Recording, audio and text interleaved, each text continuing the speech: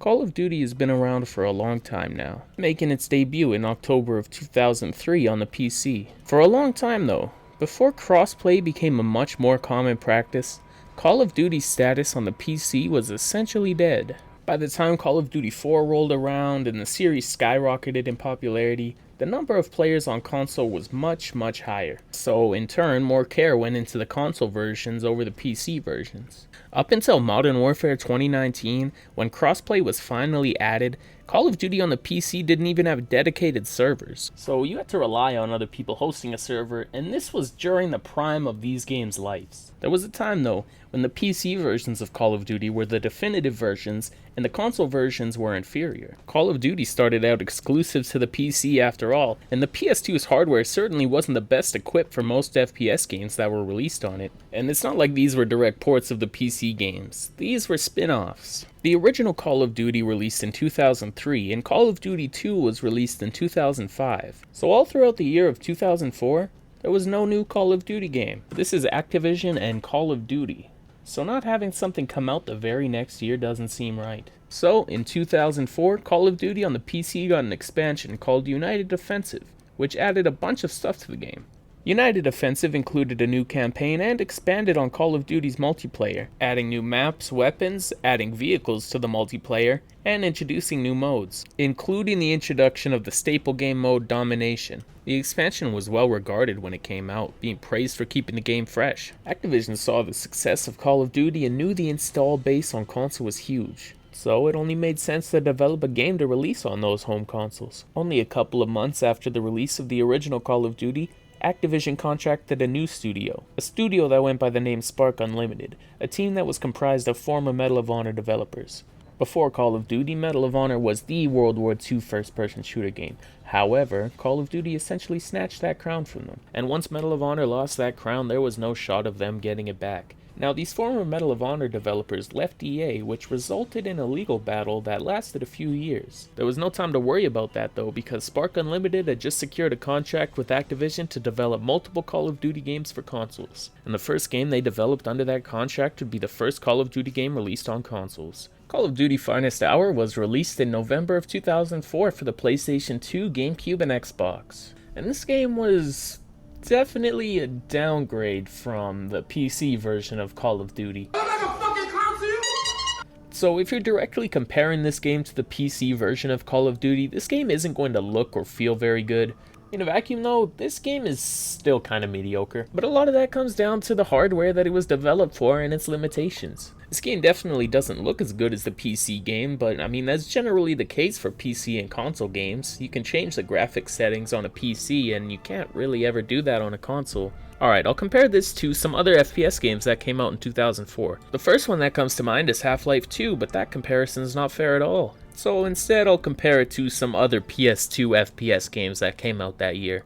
Killzone was a PS2 exclusive FPS and it does look better than Finest Hour, though trust me when I say that the gameplay you're seeing here from an emulator runs a lot smoother than the gameplay you would find on actual PS2 hardware. The aiming feels more floaty on an actual PS2 and you get a lot more frame drops, which now that I kind of think about it more, that's like every PS2 FPS besides like Red Faction in my opinion. Compared to Killzone though, I think Killzone looks better and they kind of run the same. Star Wars Battlefront can be played in third or first person.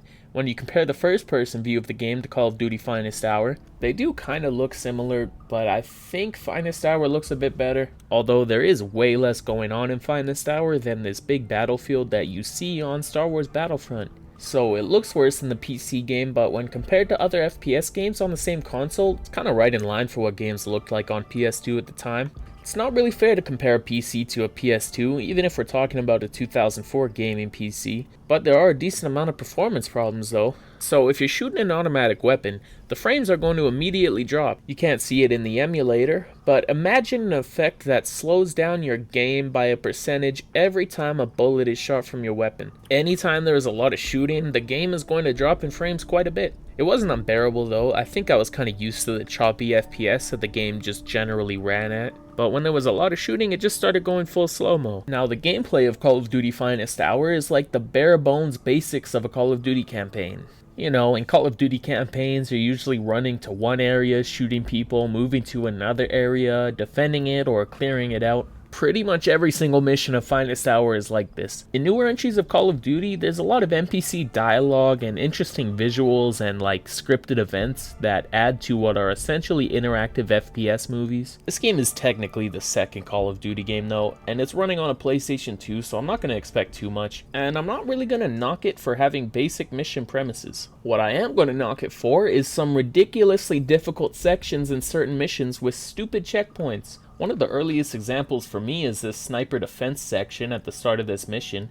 You're tasked with defending this factory and also this tank inside the factory, and enemies with rocket launchers are constantly spawning and you have to snipe them and prevent them from shooting the door. Now this section is long, it is 10 minutes straight. Like the objective pops up on your screen and it says defend the factory 10 minutes remaining. It really is 10 real world minutes. Throughout this entire 10-minute stretch, there are no checkpoints. The first time I beat this game, it was a pain in the ass.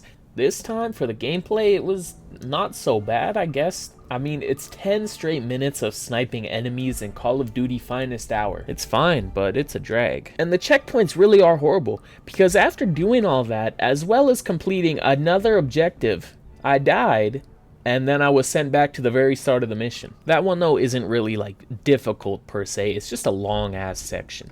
This game has a big problem with spawning way too many enemies around an area, making you walk around said area, and not allowing you to move fast at all. On top of that, this is an old Call of Duty game. Before Call of Duty 3, health regeneration didn't exist, so if you didn't have a medkit in your inventory or there wasn't one on the ground, you were dead. On top of that, the amount of ammo you can carry is so minuscule that you are frequently running out of ammo. Up close, these bolt-action single-shot weapons are horrible choices because you're going to get melted, so you need an automatic weapon. Usually you'll spawn in with one, like a Sten or a Thompson or a PPSH, but there's usually no ammo around the rest of the level for these weapons. So pretty much the entire game you're using an MP40, so you never really get to enjoy the full weapon sandbox. Anyways, the SMGs are terrible at range. So you'll always need a close range and a long range weapon in your inventory at the same time. And you'll inevitably run out of ammo for the most effective weapon in that scenario, and you'll either be tapping an MP40 at super long distance or quick scoping enemies with a bolt action rifle. There's one level later on in the game in the British campaign where you're in this like square desert fortress kind of area. You have to plant a bomb or something. There are a ton of enemies and no checkpoints. Later on in the game though, one of the last missions, this was the absolute worst one. It's for the American campaign and you're escorting tanks through a town. The beginning of the mission isn't too hard, but it's like 5 minutes long. Then, after all of that, you're sitting at this gate where you need to defend a tank. Problem is, there are a ton of enemies shooting at you in your tank. You need to manage the constantly spawning enemies with rockets, and the enemies in windows and balconies shooting at you from all distances. And in this section, there are like 2 or 3 health packs. So I had to time everything around how much health I was losing before that section was over so that I had enough medkits to last. This shit took me hours. It was actually terrible. Because you know what sucks? Even after you complete this part, you have to continue to escort that tank through this town with no checkpoints. If I remember correctly, there are no checkpoints at all in the whole mission. So you can die easily, your tank is being pelted, and it felt impossible. The number of times I got to this one specific section that was so close to the end only for the tank to blow up was infuriating. I have more examples, but really I'm just rambling at this point because this game has a common theme of a ton of enemies, very unforgiving checkpoints, and not that many medkits around the map. Call of Duty Finest Hour, with a combination of no regenerating health, the movement speed, the ammo count, the weapon sandbox, and the crazy AI. This game is hard. I really can't prove to you that I'm good at video games, but I've beat like every Call of Duty game that has come out from Call of Duty 4 onward on Veteran. Okay, besides World at War, but the other ones I've played on Veteran and found it to be a bit of a challenge, but it was manageable, sometimes frustrating, but it was a manageable challenge. Call of Duty Finest Hour on Recruit was probably the most frustrated I've been at a Call of Duty campaign. So besides all the problems I have with ridiculous difficulty in some areas, Something about this game makes it stick with me. I think it's the atmosphere of the opening level just sticking with me for years. I originally got this game when I was like 11 years old because I saw videos talking about this one creepy Easter egg later on in the campaign. And I was like, that's cool, my favorite series at the time, Call of Duty, is also on the PS2, the console from my early childhood. So I saw it at a store for like $4, along with Ghost Recon for the PS2, and my dad got me those games, and I tried playing them. I got through 2 levels, but holy shit, the stock AV cables for the PS2 look really bad, especially on an HD TV. It wouldn't be until over a decade later when I got component cables and was back into PS2 gaming that I finally played through the entirety of Call of Duty Finest Hour. The opening with the fiery sky and all the destruction just looks crazy, and even going through it again for the video, I thought the atmosphere looked really good. The level where you're attacking bunkers on a hill also looks cool. It looked even crazier when I couldn't see anything with my AV cables though. The rest of the Russian levels are set during the Battle of Stalingrad, and I think for the PS2 hardware capabilities, this game pulled a dark atmosphere that fits. The rest of the levels are pretty standard World War II, early Call of Duty levels though. I remember more levels from Medal of Honor Frontline, and I haven't played that game in probably 13 years. And on top of that, I didn't even beat it because it was too difficult for me as a kid. So I didn't experience all the levels, but I remember more levels from that game than Finest Hour. And besides the Stalingrad levels, the levels I do remember were the ones that I was stuck on for way too long. The last thing I should mention about this game is that it featured an online multiplayer, and I think it utilized the old GameSpy service that a lot of games in the 2000s were using for their online components. Something interesting about this multiplayer though is that it can act as a network configuration disk for the PlayStation 2. These network config disks were required to set up the online functionality for the PlayStation 2, and this game, along with some other PlayStation 2 games with online features, though not all of them, acted as the config disk. You can still set up your PS2 to connect to online today, and there are community servers that are being hosted that allow you to play PS2 games online again. And one of the games that I've seen with servers is Finest Hour. Now, I'm not sure how popular that game is in particular, but I've seen some gameplay from as recent as a few years ago. There really isn't too much more to say about Call of Duty Finest Hour though. It was the first ever console Call of Duty game, but it wasn't developed by Infinity Ward. Rather, a studio formed from ex-EA devs who had just come from creating the console entries in the Medal of Honor series. The gameplay is decent, but it gets repetitive, and it's kind of what you would expect from a Call of Duty game on the PS2. So Infinity Ward was hard at work on Call of Duty 2, which was set to release in 2005. Call of Duty 2 released in October of that year and later released as a launch title for the Xbox 360 in November. Call of Duty 2 is generally praised as an improvement over the first game, and despite its age, it's still seen as one of the best Call of Duty games. I've never actually played Call of Duty 2 for myself yet, besides a demo on the 360 years ago. So 2 platforms got Call of Duty 2, but Activision didn't want to leave the other platforms out of this release, so they enlisted Treyarch, another Activision studio who would eventually go on to become one of the main Call of Duty developers like Infinity Ward. And interestingly, they also developed Tony Hawk's Pro Skater 2X for the Xbox, which is kind of like Tony Hawk's Pro Skater 1 and 2 remastered a little bit. It was like the first Tony Hawk's Pro Skater 1 and 2. Anyways, the first attempt they got at making a Call of Duty game was the last generation companion game for Call of Duty 2. Call of Duty 2, Big Red 1. Big Red what? As a kid, I saw the title of this game somewhere, and then later I couldn't remember if I had actually seen this game title or imagined it. Call of Duty Big Red 1 was a weird name to see to me as a kid, but it's actually the nickname of the 1st Infantry Division of the US Army, which have a patch that features a red 1. As the title might have led you to guess, you play as the 1st Infantry Division, or the Big Red 1, and unlike every other Call of Duty game from this era, you follow a single squad throughout the whole campaign. For me personally, this isn't really a negative to the campaign, especially being a PS2 game.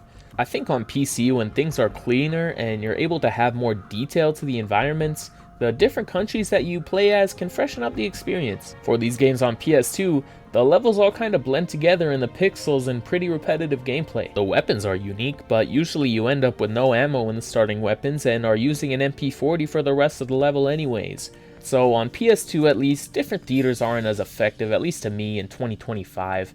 This was probably more interesting when the game's first released. One thing about this game is that I hear more people talk about having fond memories of this game than any other Call of Duty game on the PS2, GameCube, and Xbox. I'd say 99% of the time I see people mention fond memories of playing Call of Duty on this generation, it's this game. It's not like I see people constantly talking about 6th gen Call of Duty games, but this game is almost always the one that's mentioned. The gameplay of Call of Duty 2 is pretty similar to the gameplay found in Finest Hour. This game is a lot more forgiving though. Finest Hour was definitely the hardest Call of Duty on the PS2. Like Finest Hour though, this game gets pretty repetitive as it goes on. Now I feel like I'm giving these games a hard time, and I know that these are PS2 FPS games. Doesn't mean that they can't be more engaging though, but I'm not expecting something like Call of Duty 4 at this point. Again, like Finest Hour, I think that these levels can be kind of forgettable, but I definitely remember more of these ones than Finest Hour. The first level was memorable, this little battle at the bridge I always remembered anyways, and the second mission was pretty cool too. You start off riding in a turret. It's an on-rail section, so maybe it's not as cool for everyone. If I remember correctly, it started to drag. I like the setting. Despite being a bland desert, they managed to make these levels pretty memorable. There's also a level where you're a turret in a plane. It's pretty standard on-rail shooting, and it's certainly no Black Cats from Call of Duty World at War, but it is a nice change up in the gameplay and an overall good addition to the campaign. Besides that, the characters are more memorable, kind of. Although I've never seen it, I always see people say that this game is a lot like Band of Brothers, and that inspiration is pretty well confirmed in the fact that many of the actors from Band of Brothers have roles in the main cast of this game. The only character that I remember by name is Brooklyn, and I also remember that he's not from Brooklyn, I think. Also, he dies at the very end of the game. I think I might actually make it home from this lousy war. Incoming! Find cover! Get out of there! Brooklyn! The game certainly looks better than Finest Hour, and I think it's more fun. That could be because it's more forgiving, but I think the dynamic that the characters had throughout the campaign added a bit to it. The levels do kind of all blend together as a move there and clear out these buildings, or move there and defend these buildings. Also, move there and plant a bomb is often featured. Like Call of Duty Finest Hour, Big Red 1 features a multiplayer. Part of all the praise that I hear surrounding Call of Duty 2, in fact probably most of it, revolves around the multiplayer part of the game. COD 2 Big Red 1 doesn't have the same multiplayer as the PC, and I can't speak on it myself, but I think people like this multiplayer.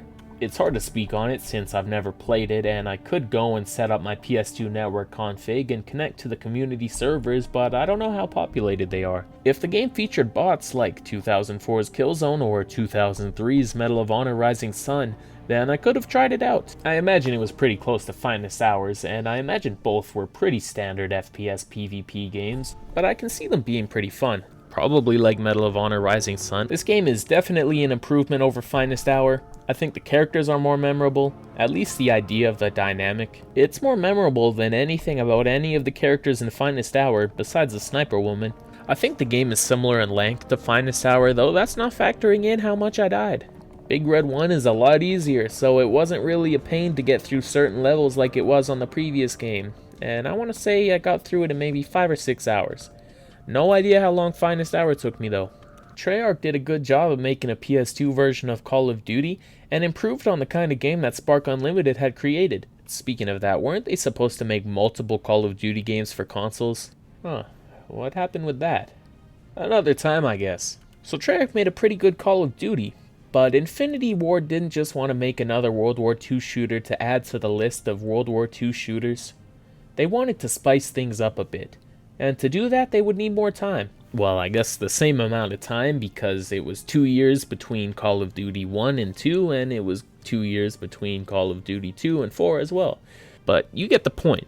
It was now Treyarch's turn to step up and make their first mainline entry to the Call of Duty series, with 2006's Call of Duty 3 released for the Xbox 360, PlayStation 3, Xbox, PlayStation 2, and the Wii.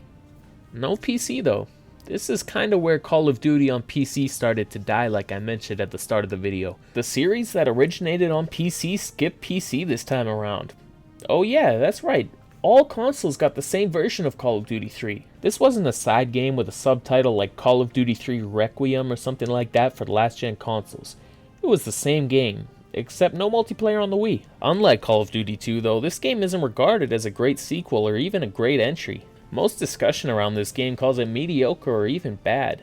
In my opinion, I think people are too harsh on it, but it's also not a super underrated Call of Duty game either. Again, it's a fine, pretty generic early Call of Duty experience. Since this game is the same on all platforms though, when I talk about this game here and what it added to the series, I guess it's really just what Call of Duty 3 brought to the series as a whole. So it's not exclusively upgrades from Big Red 1 to COD 3, it's more like an upgrade from COD 2 to COD 3, but also on the PS2. So this game does feel a bit more next gen than the previous PS2 entries. I think the cutscenes look a lot better in this game than they did in the other two. One noticeable change is that bodies now have ragdoll physics rather than a death animation. It's pretty basic ragdoll, but I prefer this to the animations found in the earlier games. So again, the campaign's gameplay is pretty standard early Call of Duty gameplay. Go to a building, shoot some guys and clear it out, defend a building, shoot some rockets at some tanks, and plant some bombs, stuff like that. The story once again has you following a few different countries throughout World War II. However, all the different sides of this campaign take place in France, and they all end up converging with each other by the last couple of missions. This game makes an effort to give their characters, well, more character. The other games have storylines, but the cutscenes are mostly just briefing you for the mission. I mean, in Call of Duty 3, I remember the one guy that hated all the French soldiers and thought they were cowards. There was also the one American guy, Guzzo, and the Canadian radio operator who kept getting bitched around by the French guy. Nicely done.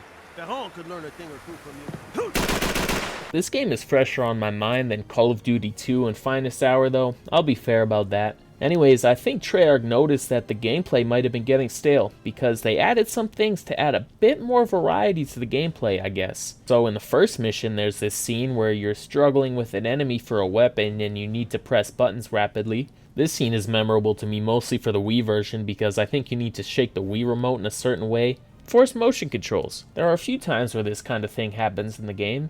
There's one scene later in the game where you're fighting with an enemy, pressing the buttons, then you eventually grab your gun. So you hit the guy with your gun, and you can't see what your character is doing with his hands really, so the whole time I was just waiting for him to shoot the guy. Now that, you have a gun and the enemy is stunned, no, you pull the pin on one of his grenades and kick him back into the building. That shit was very unnecessary. You could have just shot him. But this did remind me of some of the other cooler, more memorable takes that Treyarch has on things like this in later Call of Duty games. So you can see some of that Treyarch spice here. Like the other games, there are plenty of times where you're tasked with planting a bomb. In this game, every single time, this little mini game or whatever pops up where you need to rotate the stick and then press some buttons. Also, your heart is beating loudly at this part, I guess to show how tense it is arming explosives. That makes it sound like I think arming a bomb is super easy, but no, you get my point. This minigame is fine, but holy, they spam it throughout the campaign. Another thing they don't spam, I guess, but feels kind of dragged out are these pretty unnecessary driving sections. They're not terrible, but they don't really add too much to the game, unlike the singular turret mission in Big Red 1. Had there been even 3 of those missions, I probably would have got bored with them. Well, maybe 3 is okay. 4 would have been a fucking disgrace. Anyways, this driving isn't a huge part of the campaign, but it really does just feel like padding. The worst thing, I think, is the weird controls they have sometimes, I guess to make the game feel more realistic or immersive. This is mainly regarding rotating sticks. There is one section at the very end of the game where you're controlling this flak gun. The controls are awful. You are rotating one stick to control the X-axis and the other stick to control the Y-axis. And you're not just moving them left or right, or up and down. You're rotating both sticks clockwise or counterclockwise. It's horrible and kept mind-fucking me anytime I tried to turn both sticks at the same time. This game looks way better on the PS3 and Xbox 360 though, obviously.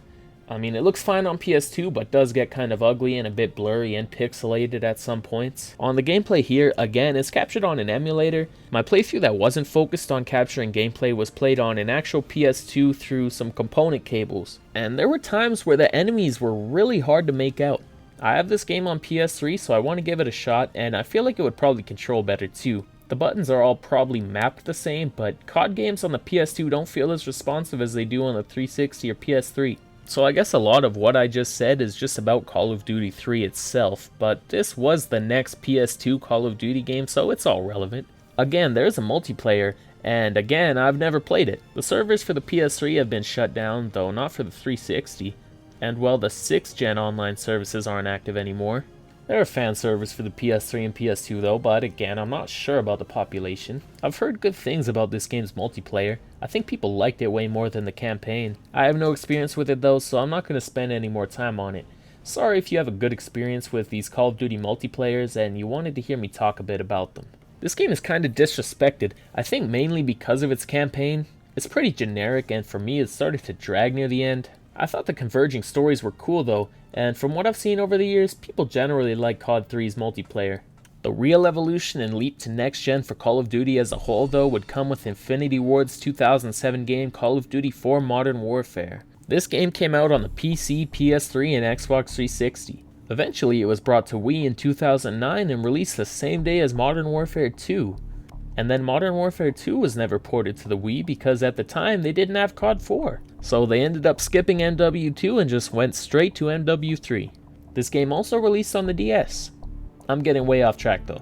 This Call of Duty game was exclusive to the 7th generation of consoles, and the 6th generation would be stuck with Call of Duty 4 Joint Operations. No, I'm just kidding. Call of Duty 4 marked the end of Call of Duty on the 6th gen consoles. The series was advancing in technology and there was no way these consoles could handle a game like COD 4.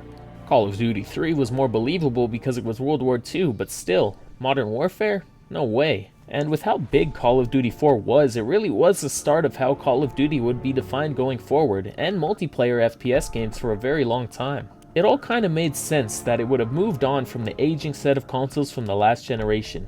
Except when World at War rolled around and Activision got a great idea to enlist developer Rebellion to create a version of World at War for the PS2. The game they created was Call of Duty World at War Final Fronts. You might know Rebellion from the Sniper Elite series of games, which I personally think are pretty fun, but their Call of Duty entry on the PS2 is probably the Call of Duty game on this console that catches the most shit. Compare this game to World at War on the next generation consoles, and this game was pathetic. The campaign was a lot shorter than the previous games, and on top of that, there was no multiplayer or zombies mode.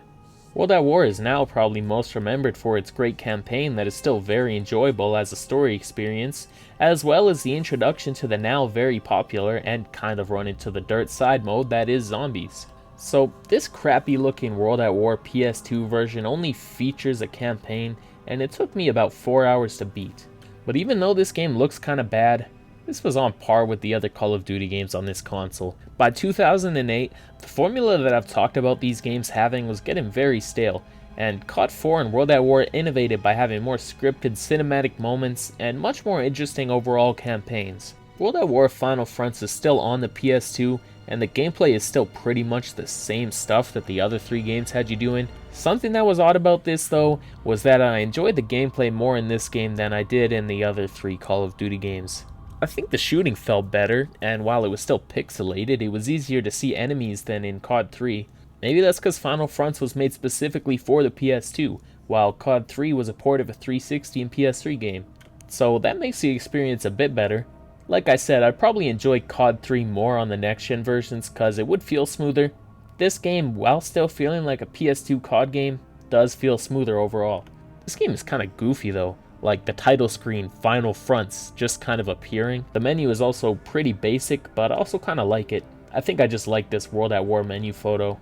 This menu is also surprisingly fast to open things. The characters in this game look worse than the characters in Call of Duty 3 in my opinion. I mean look, speaking of characters though, we have Sergeant Roebuck, Private Polanski, and Private Miller.